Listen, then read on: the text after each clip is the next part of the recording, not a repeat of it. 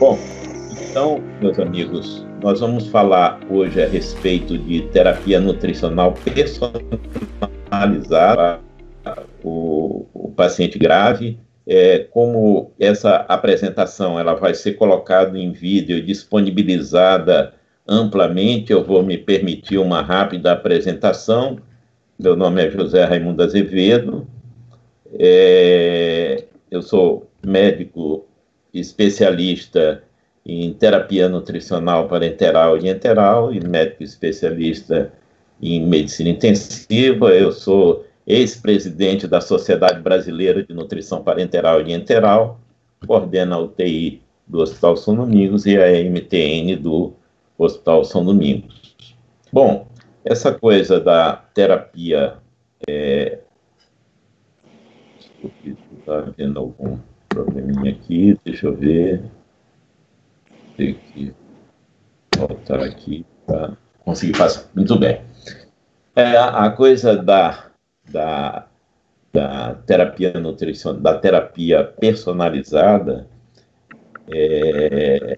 ela foi, esse conceito, ele foi introduzido pelo presidente Barack Obama durante um discurso que ele fez no chamado Estado da Nação, que é um discurso que o presidente dos Estados Unidos faz anualmente, e na época ele dizia o seguinte: os médicos sempre reconheceram que cada paciente é único e sempre tentaram adaptar seus tratamentos da melhor maneira possível para os indivíduos. Você pode combinar uma transfusão de sangue com um determinado tipo de sangue, e essa foi uma descoberta importante. E se nós pudéssemos combinar o tratamento do câncer com o nosso código genético, se isso fosse fácil como um padrão, e se descobrir a dose certa de um medicamento fosse tão simples como, por exemplo, medir a temperatura do paciente. Esse discurso, então, de Barack Obama, ele não passou em branco, ele teve um impacto muito grande na área médica, e a medicina, então, passou a dar uma maior atenção para o que a gente chama de precision medicine, e que é um conceito que está bastante amplificado nos nossos dias. Bom, como em uma árvore em que você encontra uma floresta em que você encontra diferentes tipos de árvores, na UTI nós temos diferentes perfis de paciente. Paciente obeso, o séptico, o frágil, o paciente renal, o paciente politraumatizado. E quando esses pacientes são tratados como uma fórmula única, os resultados nem sempre podem ser muito bons. Algo que é muito importante para a gente entender de início, logo, é a importância de você avaliar risco nutricional. Eu estou falando do paciente grave, mas estou falando também do paciente oncológico, do paciente cirúrgico e de vários outros grupos de pacientes que fazem parte aí do ambiente hospitalar. Esses dados que eu apresento aqui, eles foram obtidos de um megatrial que envolveu mais de 153 mil pacientes no mundo inteiro, e esse estudo, então, mostrou o impacto que tem o estado nutricional prévio do paciente sobre, principalmente, a mortalidade do paciente. Nós vemos nesse diapositivo, nós vemos dois parâmetros que são utilizados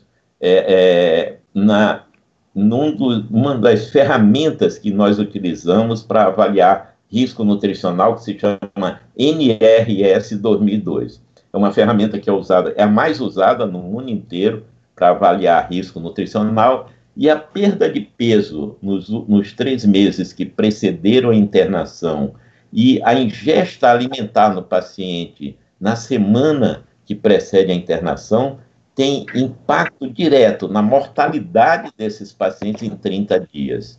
Vejam o seguinte: o paciente nos últimos 3 meses, as bolinhas brancas, ele não teve perda de peso, ou as amarelinhas até ganhou algum peso, ele teve um índice de mortalidade substancialmente menor do que os pacientes que tiveram perda moderada de peso ou que tiveram grande perda de peso após 30 dias.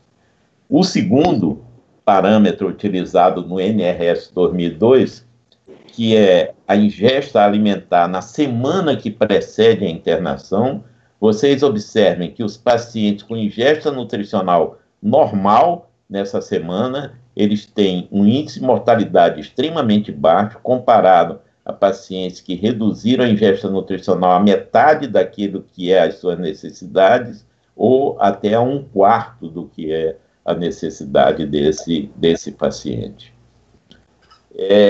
Esse estudo é um estudo chinês que avaliou risco nutricional determinado pelo NRS 2002 em 413 pacientes com Covid-19 internados em Wuhan, na China. E vocês observam o seguinte, após 60 dias, a sobrevida desses pacientes foi de 100%, quando o risco nutricional era muito baixo e considerado até normal, porque um risco nutricional abaixo de 3 é considerado normal. Comparado a 10% de mortalidade nos que tinham risco moderado, e olha o que aconteceu com o grupo que tinha grande risco nutricional, igual ou maior do que 5. Sobrevida inferior a 50%. Bom, a avaliação de risco nutricional ela é realizada em todo paciente que é admitido ao Hospital São Domingos.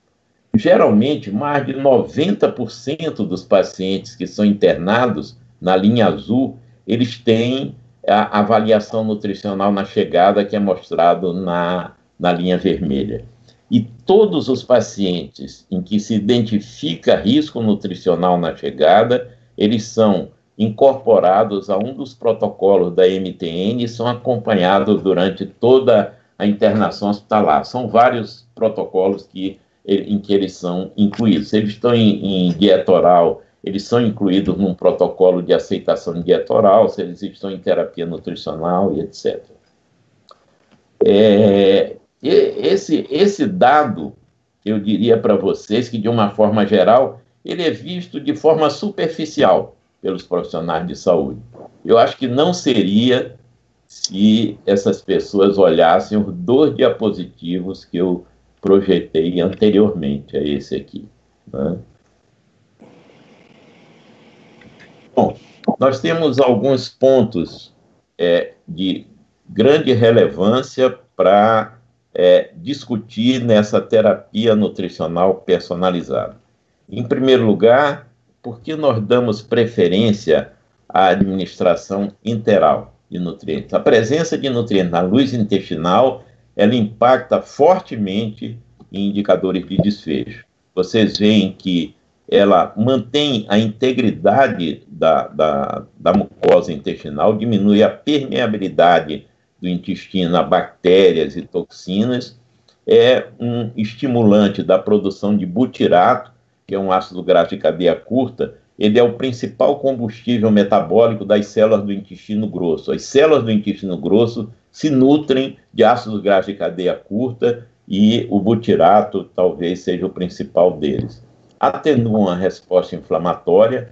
A síris de pacientes que são nutridos pela via enteral dura menos e tem menos severidade comparado ao grupo de pacientes que é nutrido pela via parenteral. E nessa figura, então, nós vemos várias outras vantagens, vamos dizer assim, da utilização da nutrição enteral. O guideline da ASPEN de 2016, que é visto aqui à esquerda, o guideline da ASPEN de 2016, da Sociedade Americana de Nutrologia, para explicar melhor, e o guideline da ESPEN, da Sociedade Europeia de Nutrologia de 2019, os dois mostram claras vantagens da utilização da nutrição enteral em termos de complicações infecciosas, né, quando comparado à nutrição parenteral. Mas existem alguns pacientes em que, mesmo que você consiga administrar a nutrição enteral, você não consegue progredir na nutrição enteral ou você simplesmente não consegue iniciar a nutrição enteral no paciente, ou porque ele tem intolerância, porque ele vomita, porque ele tem resíduo gástrico elevado, ou porque ele tem alguma dessas situações que nós citamos aqui. Qual é a recomendação desses pacientes? Se depois de 3 a 7 dias esses pacientes não conseguem alcançar um objetivo nutricional mínimo, vamos dizer assim, com a utilização da nutrição enteral, eles são realmente candidatos à nutrição parenteral. Como mostrado nesse gráfico, em que vocês têm em cinza, vocês têm o gasto energético do paciente medido por calorimetria, e eu aqui começando a minha nutrição enteral, mas não consigo progredir, né? É aquele paciente cirúrgico que está distendido, que está instável hemodinamicamente, esse paciente eu não consigo progredir. Se após pelo menos 3 dias esse paciente não sai desse ponto, é justificável que eu associe a nutrição parenteral para que eu consiga atender a demanda calórica desse paciente. Bom, quando é que se deve iniciar terapia nutricional? Aqui nós começamos a entrar num ponto de maior polêmica, de maior discussão, em que se ganhou muito conhecimento em anos recentes para fazer o que a gente faz hoje em dia. Quando iniciar a terapia nutricional nesses pacientes? Isso aqui é uma meta-análise de 21 estudos comparando a nutrição enteral iniciada nas primeiras 24 horas com o início posterior. E vocês podem ver que o benefício é muito marcante do início precoce relacionado ao início tardio da nutrição enteral. Eu quero chamar a atenção de vocês para um ponto apenas. Essa meta-análise, na verdade, ela é uma meta-análise que foi desenvolvida pro Aspen, que é um estudo de uma publicação de 2016, mas vocês vejam que o último estudo aqui é de 2012, e a gente precisa prestar atenção nessas coisas, porque as grandes mudanças que aconteceram em relação à terapia nutricional no paciente cirúrgico, no paciente grave em geral, no paciente oncológico, elas ocorreram principalmente a partir de 2016. Quem marcou realmente essa época, o início dessa era, foi esse estudo publicado no New England em 2011. Ele é um estudo que analisou uma população de mais de 4.600 pacientes, e eles fizeram o seguinte: eles compararam o início precoce da nutrição parenteral suplementar, ou seja, se o paciente com nutrição enteral, no segundo dia de evolução, ele já não conseguia ter um aporte calórico adequado, a nutrição parenteral era iniciada de imediato. E esse grupo foi comparado com outro grupo em que a parenteral só era iniciada após 8 dias, se o paciente realmente, durante 7 dias, não conseguisse alcançar o aporte nutricional adequado. Esse estudo, quando foi publicado em 2011, ele surpreendeu, de uma certa forma, ao mostrar resultados mais favoráveis com o início tardio comparado ao início precoce da terapia nutricional suplementar. Só em anos recentes é que a gente foi acordar e olhar para esse estudo e ver, bom, esses caras já tinham anunciado a nova era em 2011, eles já tinham identificado qual era o problema e a gente, na verdade, na ocasião, não percebeu. Bom, como é que se otimiza aporte calórico? No paciente grave, no paciente de UTI, indiscutivelmente com calorimetria indireta. Durante muito tempo a gente falou assim, qual é a melhor maneira de otimizar aporte calórico? Não, idealmente o paciente, ou o padrão ouro, é a calorimetria indireta. Não é. A calorimetria indireta já é um instrumento de dia a dia para aferir demanda calórica dos pacientes. E por que ela ganhou esse status? Isso é um estudo de 2016, portanto, já dessa nova era. Esse estudo é muito interessante porque ele analisa a mortalidade de 60 dias com o aporte nutricional que o paciente recebeu em relação em relação ao seu gasto. E observem que tanto morre muito quem recebe aquém, como morre muito quem recebe além das suas necessidades nutricionais. E onde é que está o ponto da virtude? O ponto da virtude ele está por aqui, ó, entre 0,7 e 0,8, entre 70% e 80% do gasto energético do paciente. Então, administrar tudo que o paciente precisa, no paciente grave, no paciente cirúrgico, no paciente oncológico, pode não ser uma boa ideia. Tanto não é boa ideia, quanto não é boa ideia hiponutrir o paciente. Vamos para uma situação que exemplifica bem isso aí. Isso aqui é um paciente obeso internado na terapia intensiva com índice de massa corporal de 34,6, tá? E esse paciente, então, tem o gasto energético medido pela fórmula de Phase, que é uma fórmula que é muito utilizada, talvez não por essas bandas aqui, mas é muito utilizada na Europa, em pacientes em ventilação mecânica para determinar gasto energético. Observem que o gasto energético calculado pela fórmula de Phase deu 2.155 quilocalorias por dia. Olha quem está bem aqui do lado, um calorímetro indireto. O que o calorímetro indireto está mostrando? Que o gasto energético dele nesse dia é de 1.660 quilocalorias por dia. Ou seja, se eu fizer a fórmula de Phase para ele em nutrição, eu vou hipernutrir esse paciente em pelo menos 500 calorias por dia. O que vai acontecer com ele? A mortalidade, a curva de mortalidade dele vai desviar. Tá certo? E esses dados foram obtidos de um estudo que analisou quase 7.000 pacientes vítimas de trauma grave em Israel.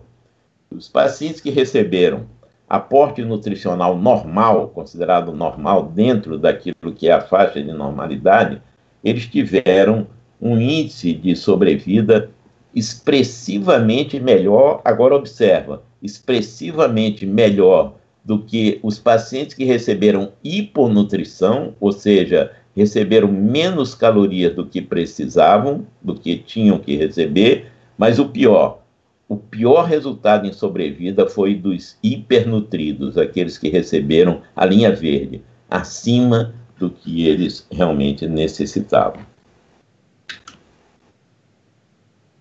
Bom, na fase aguda da evolução desses pacientes, as necessidades calóricas são menores do que o gasto energético mensurado. Um aporte calórico elevado na primeira semana de evolução, eu diria, tornaria até a afirmação mais abrangente. Um aporte nutricional elevado, caloria e proteína, na fase aguda, na primeira semana, pode ser danoso. Primeiro, por promover hipernutrição, acabamos de ver no diapositivo anterior a mortalidade maior naqueles que têm overfeeding. Em segundo lugar, por inibir um mecanismo fisiológico que acontece após o trauma, a injúria, a grande cirurgia, que se chama autofagia. E terceiro, uma situação que todos conhecem muito bem, representada pela síndrome de realimentação. Acontece que, nos primeiros dias de evolução de um paciente desses pacientes a que eu estou me referindo, os primeiros 3 ou 4 dias de evolução, esse paciente ele tem uma produção endógena de caloria, linha azul, que praticamente atende toda a demanda calórica dele. E isso só vai cair a partir do 5º, ou 6º, ou 7º dia de evolução. De tal maneira que se eu inicio precocemente e plenamente aporte nutricional para esse paciente, o que eu vou fazer é deslocar, então,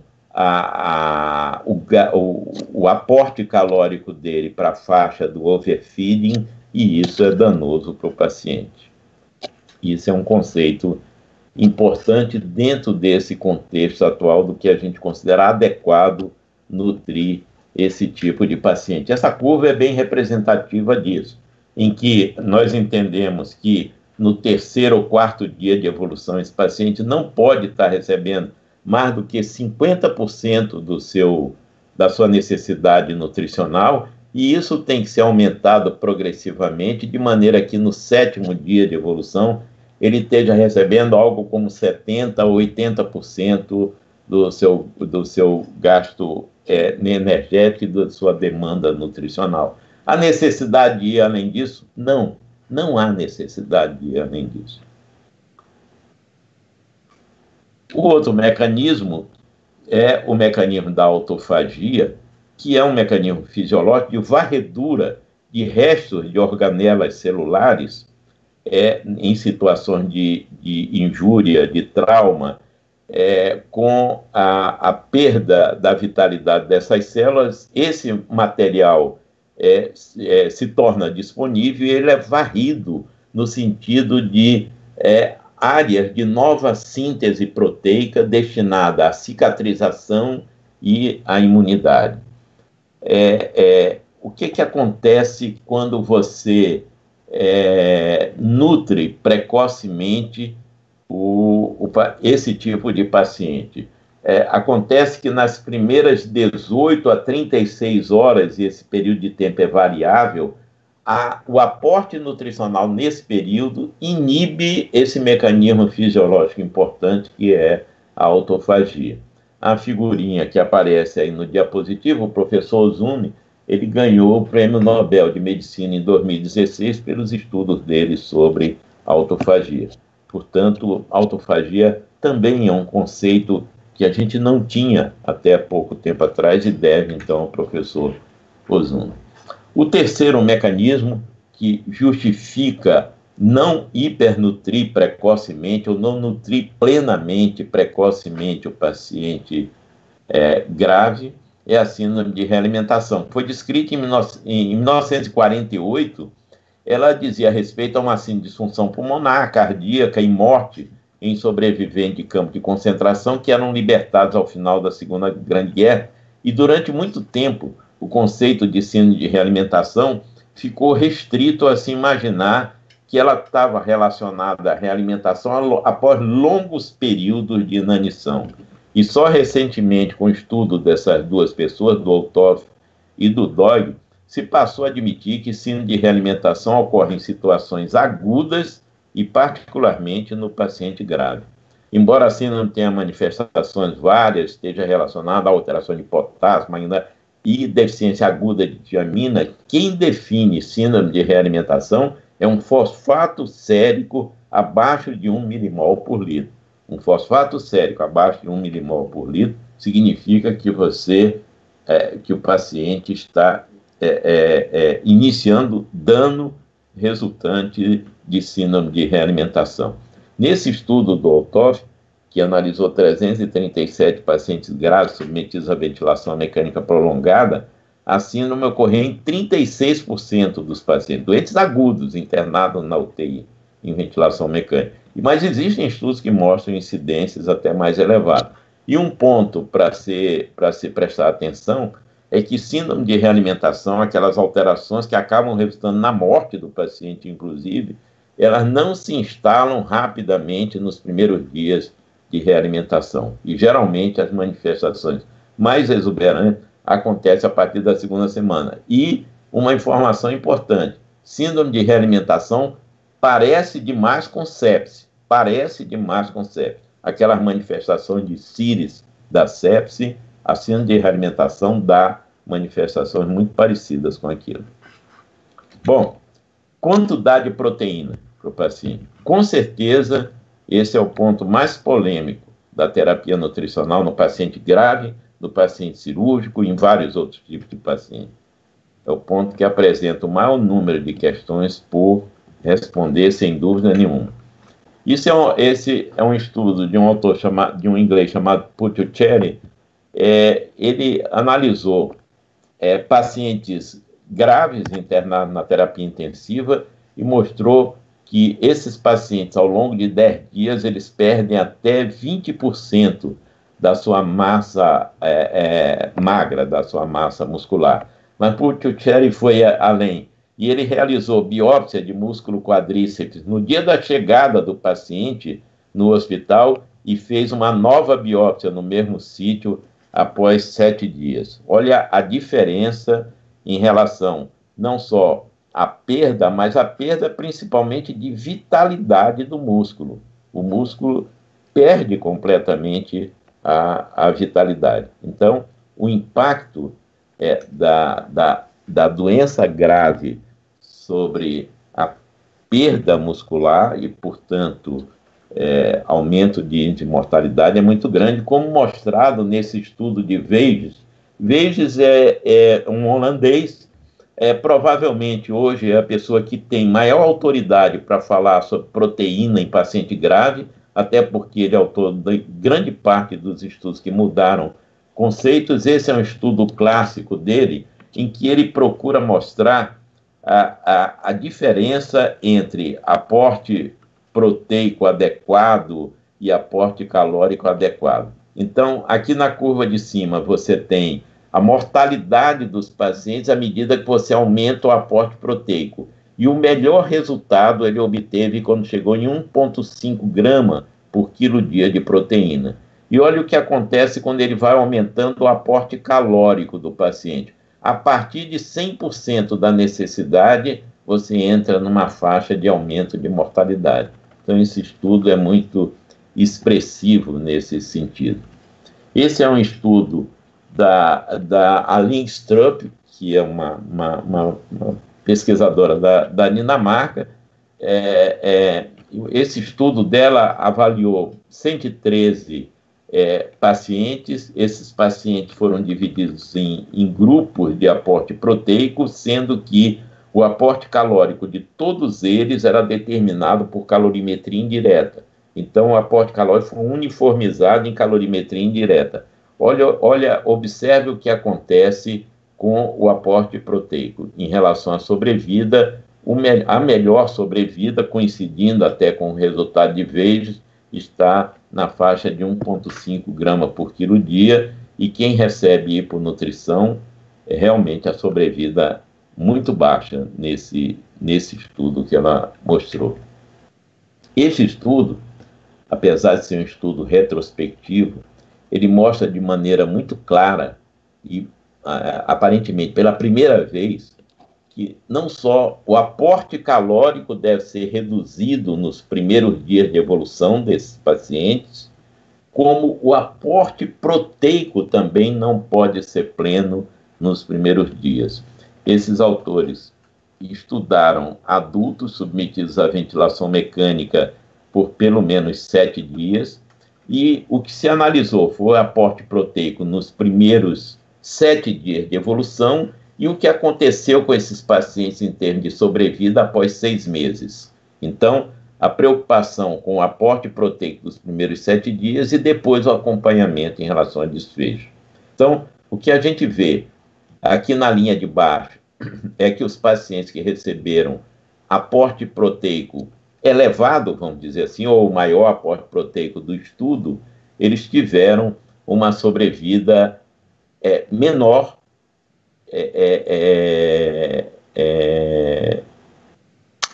Desculpe, esse primeiro, o da linha azul, diz respeito a um aporte proteico muito baixo, tá? Sobrevida reduzida. Interessante. Aqui na linha do meio você tem aqueles que receberam aporte proteico normal, tá? Desde o início.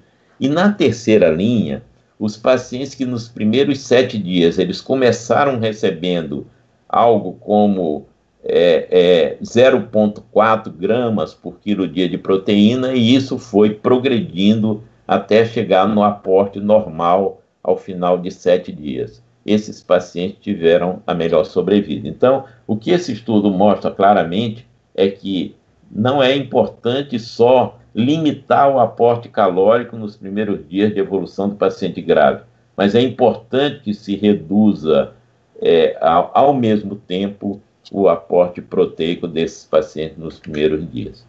Esse é um estudo que foi realizado na UTI do São Domingos, foi publicado no ano passado, foi publicado em 2019. O que nós fizemos? O que nós fizemos foi comparar pacientes que tiveram permanência na UTI de pelo menos 3 dias. Um grupo de pacientes foi randomizado para receber aporte calórico determinado por calorimetria indireta e aporte proteico elevado, representado por 2 a 2,2 gramas por quilo dia. E o nosso grupo controle foi submetido a um regime de nutrição que a gente chama de guideline, 25 quilocalorias por quilo dia e 1,4 a 1,5 gramas por quilo dia de proteína. E o que nós avaliamos? Os desfechos de curto prazo, dinamometria, alta da UTI, alta do hospital, tempo de ventilação mecânica, mas o objetivo primário realmente foi o componente físico, o PCS, da qualidade de vida após 3 e 6 meses da randomização. Foram inseridos no estudo 120 pacientes e os dados demográficos são absolutamente comparáveis entre os dois grupos. Chamar só a atenção que, em relação ao aporte calórico, os dois grupos receberam aporte calórico bem semelhante, o P foi 0,70, mas o aporte proteico foi substancialmente maior no grupo estudo, naquele grupo que a gente resolveu usar um aporte maior de proteína comparado ao controle, uma diferença muito grande. Entretanto, esse estudo, na análise linear, vamos dizer assim, a gente não conseguiu encontrar diferença no PCS de 3 e 6 meses entre esses dois grupos. Entretanto, depois que foi realizado um ajuste para covariáveis, e elas estão aqui, o que se observou foi que oferecer para o paciente menos proteína do que era a sua meta proteica resultou em piores desfechos em termos de componente físico da qualidade de vida após 3 meses, do P é significativo, e após 6 meses. Bom, há pouco tempo atrás, alguns 2 ou 3 anos atrás, reuniu-se um grupo de especialistas e de nutrólogos que lidam com pacientes gravemente enfermos do mundo inteiro. Aqui estão os nomes mais significativos da nutrição no paciente grave de todo mundo, e esses especialistas foram reunidos em um simpósio, uma reunião, para definir quais seriam as linhas de pesquisa dos próximos 10 anos em relação à terapia nutricional no paciente grave, no paciente cirúrgico, no paciente oncológico. E qual foi a conclusão? O top 10 dessa escolha que eles fizeram recaiu sobre definir qual a quantidade de proteína que o paciente grave deve receber. Qual é o aporte proteico que o paciente grave deve receber.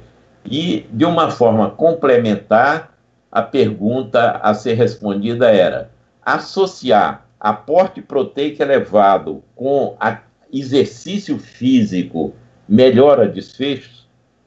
Bom, a integração entre ingesta proteica adequada e exercício no paciente grave pode ter impacto em desfechos de curto e longo prazo, mas essa hipótese até agora não havia sido testada por estudos de boa metodologia. Há 2 anos atrás, nós iniciamos na UTI do Hospital São Domingos um novo estudo. Esse novo estudo, um estudo prospectivo, randomizado, de fase 3 agora. O anterior era um estudo de fase 2, segurança e eficácia. Aqui é eficiência, segurança, eficácia e todos os outros parâmetros. E nós analisamos, então, nesse estudo, randomizamos 2 grupos de pacientes, e o grupo estudo recebeu aporte proteico elevado, 2 a 2,5 gramas por quilo de proteína, e cicloergometria diária 2 vezes ao dia, durante 15 minutos, os 7 dias da semana. E o grupo controle, nós fizemos também determinação de gasto energético por calorimetria indireta, mas usamos aporte proteico de guideline, 1,3 a 1,5 gramas por quilo dia, e utilizamos a fisioterapia convencional da UTI, aquilo que era a programação de fisioterapia normal da UTI. Esse estudo, ele recentemente ele concluiu a inclusão de casos. Foram 2 anos incluindo casos, nós conseguimos randomizar 211 pacientes, o N calculado desse estudo foi de 180 pacientes. E randomizamos 211 pacientes, e depois das exclusões nós tivemos 87 pacientes no grupo estudo e 94 pacientes no grupo controle, e esses pacientes, então, foram acompanhados durante 6 meses, com avaliações e avaliação do componente físico da qualidade de vida, mas também de outros indicadores que a gente vai mostrar aqui. O que é muito interessante é que os grupos são comparáveis, os grupos se mostraram comparáveis não só em relação à nosologia, como categoria de admissão. Nós tivemos um P no SAPS-3, no score SAPS-3 de 0,07, que a gente sabe que é um P não significativo, mas até se aproximou um pouco da significância. Em termos numéricos, não. Os valores do grupo estudo e do grupo controle se mostraram muito semelhantes, né? Como os 2 grupos foram submetidos à calorimetria indireta para determinação do gasto energético, a calorimetria indireta foi muito semelhante entre os 2 grupos e o P não foi significativo. E a diferença, então, era a diferença do aporte proteico entre os 2 grupos. Observem que o grupo estudo e também o grupo controle, quanto eles receberam de calorias? 81% do gasto energético medido por calorimetria. Isso, na verdade, não ocorreu por acaso, ocorreu porque o nosso protocolo determina que o paciente não deva receber mais do que 80% do seu gasto energético. Então, o aporte calórico muito semelhante, o aporte proteico, evidentemente, foi muito diferente entre os 2 grupos, 1,48 contra 1,19. Por que não chegou a 2 ou não chegou a valores mais expressivos? Porque durante os 3 primeiros dias de evolução dos nossos pacientes, eles recebem tanto aporte proteico como calórico reduzido. Mas, quando chega no 7º dia, em que o paciente deve estar recebendo aporte pleno, aí sim, nós tivemos no grupo estudo 1,90, quase 2 gramas por quilo dia de proteína, e o grupo controle com o aporte proteico de guideline, 1,3, recentemente recomendado pela Sociedade Europeia como aporte proteico a ser administrado. E eles receberam, então, 19 quilocalorias por quilo, os 2 grupos, né? Ao final de 7 dias, corresponde a exatamente 80%, aproximadamente 80% do gasto energético medido por calorimetria. Eu estou falando de calorimetria e as pessoas podem se perguntar, bom, mas eu não tenho calorímetro para ficar fazendo calorimetria do meu paciente. Os calorímetros, eles se tornaram extremamente úteis, mas também disponíveis. Eu vou dar um exemplo um pouco exagerado para vocês. A UTI do São Domingos tem hoje 7 calorímetros indiretos. 7. 2 estão em uso e 5 eles são da Mindre, eles ainda estão fazendo calibrações e tudo mais, eles nunca conseguiram nos entregar para realmente usar, mas 2 calorímetros são mais do que suficiente. Mas se eu não tenho, o que a gente propõe é que o paciente use 20 quilocalorias por quilo dia, como meta calórica a ser atingida. Aqui os nossos pacientes receberam 19 e um pouquinho. Bom, com relação ao PCS, nós temos a seguinte situação. Nós fechamos a fase de coleta de dados, nós já temos um grande número de pacientes com PCS de 3 meses, um número um pouco menor de pacientes com PCS de 6 meses, de maneira que esses números que estão aqui, eles não são definitivos, mas eles são interessantes, porque no PCS de 3 meses, 6 meses, por exemplo, eles já mostram uma diferença estatística favorável ao grupo que usou a dieta hiperproteica e o exercício.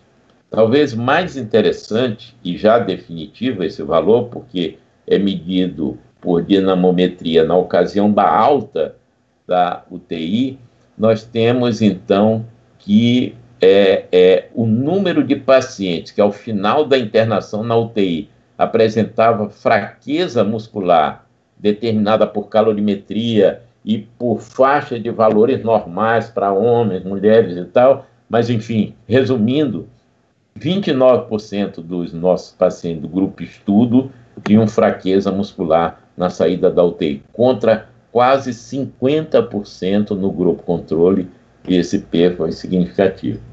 Agora, o dado mais alarmante dessa pesquisa, eu poderia chamar assim, é que houve diferença de mortalidade, tanto na UTI quanto no hospital, com um P bastante significativo, mortalidade no grupo estudo de 26,8% contra 42% no grupo controle, e mortalidade no hospital de 31% contra 53%, por dois valores com bastante relevância do ponto de vista estatístico. Essa informação, ela é a primeira vez que aparece na literatura com a utilização de diferentes aportes proteicos em pacientes graves. O indicador mortalidade é o mais exigente de todos, por isso é que ele não era, em princípio, nosso objetivo primário, porque a gente sabe que ele é difícil de alcançar. Mas nesse estudo, essa diferença de mortalidade foi alcançada. Então, como eu falei para vocês, esse estudo ainda para ser completamente concluído, ele vai levar algo em torno de 6 meses, ainda não foi feita a análise de regressão, ainda não foram identificados fatores independentes de desfecho e tudo mais, tudo isso vai ser feito, mas esses resultados que a gente tem até agora, principalmente em relação à mortalidade e fraqueza muscular, eles não vão ser modificados simplesmente porque eles já foram concluídos, vamos dizer assim, praticamente concluídos. Para finalizar, vamos falar um pouco sobre micronutrientes, não tem mais nada a ver com o estudo, estamos falando de oligoelementos e vitaminas. A gente sabe que a situação dos micronutrientes é seriamente ameaçada no paciente grave. O paciente grave tem aumento de requerimento de micronutrientes, ele tem baixa ingesta de micronutrientes, ele tem condições que propiciam perda de micronutrientes, e até os tratamentos que nós utilizamos são indutores de deficiência de micronutrientes, como é o caso da diálise. Então, a preocupação com micronutrientes faz todo sentido nesses pacientes. Bom, e para finalizar, nós temos um protocolo de terapia nutricional que foi utilizado seguramente nos últimos 3 anos, foram 2 anos do estudo, junho de 2018, mas antes ele já estava em uso, nós já estávamos testando o protocolo antes de iniciar o estudo, e nós então, na verdade, nós estamos atualizando no momento o nosso protocolo de terapia nutricional. Ele é válido para todos os pacientes graves internados na terapia intensiva, mas também para vários pacientes que estão fora da terapia intensiva. Então, o protocolo ele não mudou em relação ao primeiro dia. O primeiro dia continuou sendo dedicado à estabilização hemodinâmica, metabólica e respiratória do paciente, mas já no segundo dia, as mudanças. Primeiro, a reposição de micronutrientes foi aumentada, o multivitamínico, a vitamina C, a tiamina e os oligoelementos. Nós aumentamos o tempo de uso de 4 para 6 dias, e isso resultante de conferência de consenso recente, em que a nossa principal, vamos dizer, orientadora do uso de micronutrientes em pacientes hospitalizados, que é a doutora Mette Berger, da Suíça, ela propôs que se modificasse o aporte para 6 dias, e é o que nós estamos colocando no nosso protocolo. Tudo que a gente está colocando nesse novo protocolo é resultante da evidência mais atual que se tem em relação à terapia nutricional. Início da terapia nutricional já no segundo dia, com 50% do gasto energético representa uma mudança, 0,8 a 1 grama por quilo dia de proteína, sem esquecer de monitorar eletrólitos, em especial os intracelulares. e no quarto dia já progredir para 70% a 80% do gasto energético e 1,5 a 1,7 grama por quilo dia de proteína. Bom, a gente pode colocar o questionamento, bom, mas você não está propondo 2 a 2,5? O estudo propôs 2 a 2,5 e os bons resultados foram obtidos numa faixa um pouco menor do que esse. Então, a gente acha que 1,5 a 1,7 está acima daquilo que é proposto pela maioria das sociedades de nutrição, mas é resultante já dessa nossa experiência. E considerar aporte mais elevado em obesos, queimados, politraumatizados e TCE, esses sim devem receber até acima de 2 gramas por quilo dia de proteína. Uma observação importante, e advém de estudos do VEIGE principalmente, que insiste que os pacientes sépticos, apesar de serem pacientes hipermetabólicos, eles não têm boa tolerância a aporte proteico acima de 1,5 grama por quilo dia, os pacientes com sepsis. A outra informação importante, já falamos anteriormente sobre ela, se ao final de 7 dias não for possível progredir o aporte nutricional para a meta de pelo menos 70% do gasto medido por calorimetria, considerar a associação da nutrição parenteral. E, por último, e para contemplar os resultados do nosso estudo, associar a terapia nutricional otimizada a exercício físico resistivo relaciona-se a melhora de desfecho, inclusive melhora da mortalidade. Então, em resumo, muito objetivo, esse é o nosso novo protocolo de terapia nutricional da UTI. Muito bem, obrigado.